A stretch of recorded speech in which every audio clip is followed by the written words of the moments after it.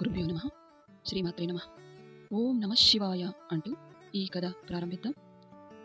శివుడు నేర్పిన సహనం, అలాగే చిన్న భక్తుడు పరీక్ష ఎలా ఉంటుందో తెలుసుకుందాం. ఈ శివుడు నేర్పిన కథ సహనం తెలుసుకుందాం. భక్తులారా, ఓం నమః శివాయ. ఒక చిన్న గ్రామంలో ఒక పేద బాలుడు శివుడిని ఎంతో భక్తితో పూజించేవాడు. అతని దగ్గర పూలు, పాలు కొనడానికి డబ్బు ఉండేది కాదు. ఆయన ప్రతిరోజు ఆ బాలుడు మనస్ఫూర్తిగా శివుని పేరు జపించేవాడు.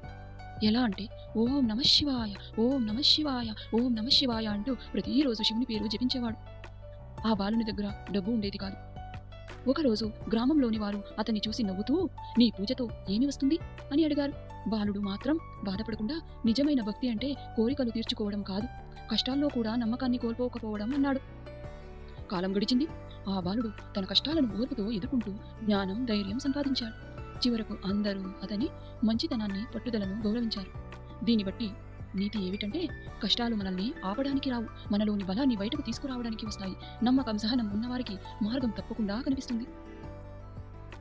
ఓం నమః శివాయ, ఓం నమః శివాయ, ఓం నమః శివాయ. ఈ కథ మీకు నచ్చినట్లయితే లైక్ చేయండి, షేర్ చేయండి, సబ్స్క్రైబ్ చేయండి.